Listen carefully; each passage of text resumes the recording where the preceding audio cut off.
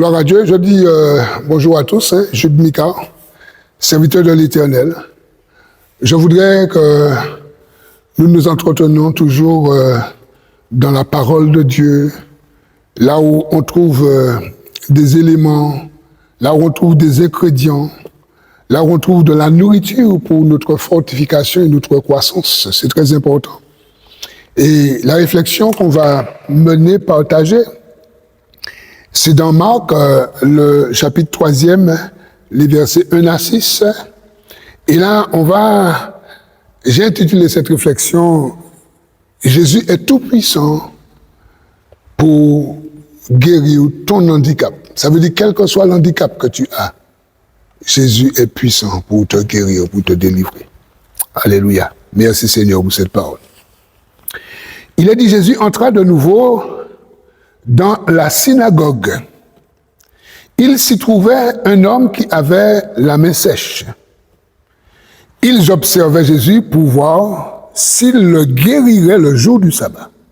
C'était afin de pouvoir l'accuser. Et Jésus dit à l'homme qui avait la main sèche, « Lève-toi là au milieu. » Puis, il leur dit, « Est-il permis, le jour du sabbat, de faire du bien ou de faire du mal, de sauver une personne ou de la tuer ?» Mais ils gardèrent le silence. Alors, promenant ses regards sur eux avec indignation et en même temps affligé de l'endurcissement de leur cœur, il dit à l'homme, « Étends ta main. » Il étendit, et sa main fut guérie. Les pharisiens sortirent aussitôt. Ils se consultèrent avec les Hérodiens sur le moyen de le faire mourir. Amen. Mes amis, voilà un passage qui nous montre un homme handicapé et un homme qui aura l'occasion de recevoir sa guérison parce que Jésus était présent. On va un peu développer ça. On nous dit ici que Jésus entra de nouveau dans la synagogue. Alors, si on nous dit qu'il entra de nouveau, on comprend que Jésus avait l'habitude d'entrer dans la synagogue. Et je vous fais vous rappeler que au temps de Jésus, il y avait les synagogues, mais il y avait le temple. Le temple n'avait pas encore été détruit. D'accord? Alors, il y avait les synagogues et il y avait le temple.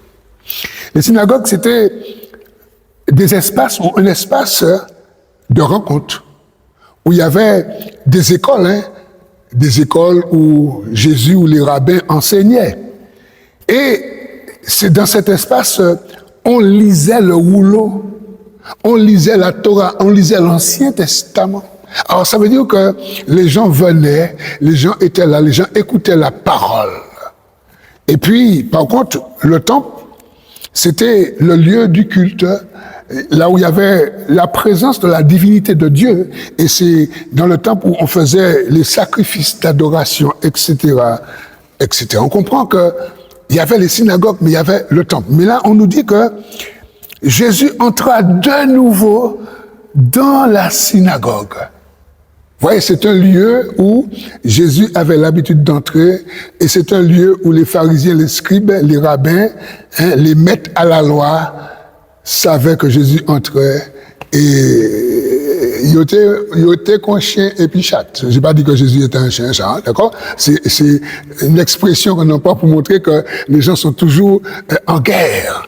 Ils étaient toujours en train de surveiller Jésus et on nous dit que il s'y trouvait un homme qui avait la main sèche.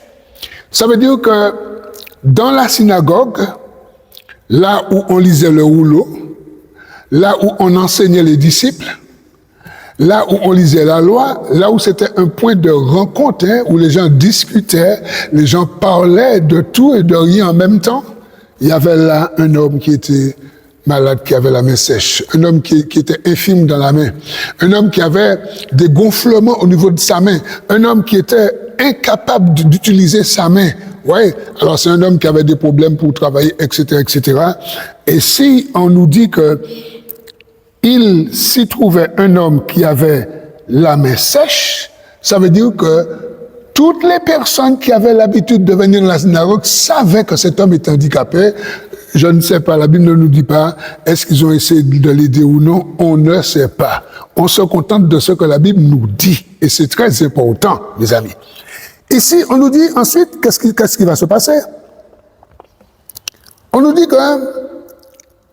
qu'il observait Jésus pour voir s'il le guérirait le jour du sabbat, c'était afin de pouvoir l'accuser. Mes amis, on est en train de nous dire ici que dans un espace où on lit la Bible, enfin le rouleau, dans un espace où les gens viennent pour connaître la loi de Dieu, on nous dit que dans cet espace, il y avait des personnes qui voulaient piéger Jésus. Dans cet espace, il y avait des personnes qui observaient. Est-ce que vous savez que nous sommes dans une société où les gens nous observent? Les gens, si vous avez une infirmité, les gens vous observent. Si vous êtes mal habillé, les gens vous observent, on vous regarde. Les gens vous épient. On regarde, si vous avez acheté une nouvelle voiture, on vous observe et on demande côté il prend l'argent, ça. Oui, il a pris cet argent. Comment il a financé cette maison, ce vélo, etc. Les gens vous observent. Alors, il y en a ceux qui vous observent pour vous critiquer. Il y en a d'autres qui vous observent par, on va dire, par macrélage, par curiosité. Il y en a qui vous observent pour vous accuser. Et aujourd'hui, on a mis des yeux, des caméras partout pour observer, pour surveiller la population. Nous sommes observés, nous sommes surveillés. Est-ce que vous le savez? Mais ici, on nous dit dans notre passage, au verset 2e, ils observaient Jésus pour voir s'il le guérirait le jour du sabbat, c'était afin de pouvoir l'accuser. Mes amis, les pharisiens, des hommes qui devaient apporter la guérison pour un homme qui était malade, ils vont choisir de surveiller Jésus pour voir est-ce que Jésus va guérir cet homme le jour du sabbat. Là, c'est un combat entre la religion et, j'allais dire, et le guérisseur, et le sauveur, et le Seigneur. Et celui qui n'est pas venu condamner, mais qui est venu sauver, Jésus. Il y avait vraiment une confrontation. Il y avait une grande adversité. On observait Jésus, mais c'était pour l'accuser. Mes amis, j'ai regardé dans Apocalypse, le chapitre 12, et le verset 10. Écoutons ce que nous dit Jésus dans le livre de la Révélation. Alors, Apocalypse 12, 10, c'est bien ça? Il est dit, et j'entendis dans le ciel une voix forte qui disait, maintenant, le salut est arrivé et la puissance et le règne de notre Dieu et l'autorité de son Christ. Car il a été précipité l'accusateur de nos frères, celui qui les accusait devant Dieu jour et nuit. Maintenant, on nous dit d'où sort la source de l'accusation. Le diable est appelé l'accusateur. Et ici, on nous dit que les pharisiens observaient Jésus pour voir s'il guérirait l'homme à la main sèche le jour du sabbat, c'était pour l'accuser. Ça veut dire que ces pharisiens étaient dirigés par le diable, par celui qui est appelé l'accusateur de nos frères. Voilà, mes amis. Alors, pourquoi je le dis, pourquoi j'insiste, c'est pour nous dire de faire attention. Lorsque nous arrivons dans l'église, ou dans la société, ou dans un espace professionnel, ou dans un espace culturel, quel que soit l'endroit où nous arrivons, des fois, nous regardons certaines personnes et nous les accusons. Attention. Attention. Parce que l'accusateur ou l'accusation, ça vient du diable. Ici, on regarde, est-ce que Jésus va guérir l'homme qui souffre, l'homme qui a besoin de guérison le jour du sabbat? C'était des religieux, mais des religieux qui étaient dirigés par l'esprit du diable. Un point, c'est tout. Voilà, mes amis. Et c'est pourquoi il faut que nous fassions très attention pour que nous ne tombions pas dans ce piège, parce que c'est un piège qui est là. Et je vais vous montrer quelque chose. On va aller dans l'évangile de Jean, et là, on va voir quelque chose. On va voir comment, des fois, lorsque vous êtes dirigé, vous êtes actionné par l'accusateur, vous allez vous faire piéger vous-même. Ici, dans Jean chapitre 8, ici, on nous dit qu'une femme qu'on va surprendre en flagrant délit d'adultère. Je lis le passage. Jésus se rendit à la montagne des Oliviers, mais dès le matin, il alla de nouveau dans le temple. Là, c'est pas la synagogue, là, c'est le temple. Dans le temple. Et tout le peuple vint à lui. S'étant assis, il les enseignait. Alors les scribes et les pharisiens amenèrent une femme surprise en flagrant délit d'adultère. Et le plaçant au milieu du peuple, ils dirent à Jésus, Maître, cette femme a été surprise en flagrant délit d'adultère. Moïse, dans la loi, nous a ordonné de lapider de telles femmes. Toi donc, que dis-tu? Il disait cela pour l'éprouver afin de pouvoir l'accuser. Vous voyez, on est toujours dans cette personne qui aime accuser. OK? Mais Jésus s'étant baissé, écrivait le doigt sur la terre. Comme il continuait à l'interroger, il se releva et dit que celui de vous qui est sans péché jette le premier la pierre contre elle. Et s'étant de nouveau baissé, il écrivait sur la terre. Quand ils eurent entendu cela, accusés par leur conscience, et c'est là où je voulais en venir avec nous, des personnes qui veulent accuser Jésus, qui veulent piéger Jésus, qui sont manœuvrés par l'accusateur, par le diable, ils vont se faire prendre dans leur propre piège. Parce que ici, il est dit, accusés par leur conscience, ils se retirèrent un à un depuis le plus âgé jusqu'au dernier, et Jésus resta seul avec la femme qui était au milieu. Alors s'étant relevé et ne voyant plus que la femme, Jésus lui dit, Femme, où sont ceux qui t'accusaient? Personne ne t'a-t-il condamné? Elle répondit, Non, Seigneur. Et Jésus lui dit, je ne te condamne pas non plus, va et ne pêche plus. Quelle grâce. Les amis, quelle grâce. Quelle grâce de savoir que Satan, c'est un menteur. Satan, c'est un accusateur. Satan, c'est un voleur. Satan, c'est un tueur. Mais Jésus est venu pour nous libérer. Il n'est pas venu pour nous condamner. Il est venu pour nous renvoyer libres. Et si on revient à notre passage, on verra que cette histoire se termine bien pour cet homme, d'accord, mais mal pour les accusateurs. Il est dit ici, au verset 4, puis il leur dit, est-il permis le jour du sabbat de faire le bien ou de faire le mal, de sauver une personne ou de la tuer, pardon, mais ils gardèrent leur silence. C'est normal qu'ils gardent le silence, parce qu'ils ont déjà compris. Ils savent très bien qu'on ne peut ni tuer ni faire le mal le jour du sabbat, et quel que soit le jour. Mais comme eux, ils ont en eux le mal, ils ont en eux l'esprit d'accusation, d'accord? Alors, ils ne peuvent pas répondre. Mais sachez, je voudrais vous parler à vous qui regardez cette vidéo.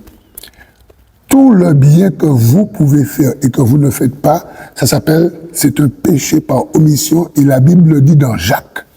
Je l'ai noté en quelque part, dans Jacques, et c'est pourquoi c'est important, mes amis. C'est dans Jacques 4, verset 17. Il dit, celui donc qui sait faire le bien, ce qui est bien, et qui ne le fait pas, commet un péché. Et ces personnes, elles ont gardé le silence, elles étaient en train de commettre un péché en gardant le silence. Ils péchaient. Et on nous dit ici, ils ont gardé le silence. Alors, promenant ses regards sur eux avec indignation, et en même temps, affligé de l'endurcissement de leur cœur, il dit à l'homme, étends ta main, il étendit, et sa main fut guérie. Voilà l'histoire, mes amis. Jésus va guérir l'homme. Et je voudrais dire à quelqu'un qui regarde cette vidéo, Jésus veut te guérir. Étends ta main, étends tes yeux. Quelle que soit la partie de ton corps qui est malade, ton esprit, ton âme, ton cœur, étends, reste dans la foi, crois, et tu verras, le Seigneur va te guérir, parce qu'il est venu pour cela. Et regardez comment le passage se termine. Au verset 6, on nous dit, les pharisiens sortirent aussitôt. Ils se consultèrent avec les Hérodiens sur le moyen de le faire périr, de le faire mourir. Ça veut dire que la question que Jésus avait posée le jour du sabbat, est-ce qu'on peut faire le bien ou le mal, guérir, sauver ou tuer? On nous dit ici, les gens qui voulaient accuser Jésus, le jour du sabbat, ils se sont mis ensemble pour savoir comment tuer cet homme, parce que cet homme nous embête. Et nous savons qu'ils vont faire tuer Jésus. On connaît l'histoire. Les amis, je vais m'arrêter là. Mais ce que je voudrais nous dire aujourd'hui, quelle est votre position? Vous préférez la position des religieux, des pharisiens, des scribes? Est-ce que vous êtes dans la position de la personne qui est malade, qui a besoin de guérison? Ou est-ce que peut-être que vous êtes déjà guéri et que vous voulez faire le bien? D'accord? Je voudrais que nous puissions prier ensemble, si vous voulez bien. D'accord? Afin que le Seigneur vous libère. Si vous ne connaissez pas Jésus, c'est le moment. Si vous êtes malade, si vous avez la main sèche, c'est le moment. Si vous avez quelque chose sur votre cœur, c'est le moment. C'est tout simplement le moment de donner votre vie à Jésus et de croire que le Seigneur peut vous libérer. On va prier ensemble. Seigneur, je te prie pour cette personne qui a suivi ce message. Je te prie pour cette personne qui a besoin de guérison. Je te prie pour cette personne qui a été rejetée. Je te prie pour cette personne qui te cherche. Je te prie pour cette personne, Seigneur, mon Dieu, Seigneur, qui a été accusée. Je te prie pour cette personne, Seigneur, qui vit peut-être même, Seigneur, la culpabilité. Je te prie pour cette personne, Seigneur, afin que tu la libères au nom de Jésus-Christ de Nazareth, afin qu'elle vienne à toi et qu'elle prenne sa guérison et sa délivrance au nom de Jésus. Amen. Mon ami, ce que je te propose, c'est que tu puisses t'abonner. Et si tu as une question, si tu as un commentaire, n'hésite pas, que le Seigneur te bénisse.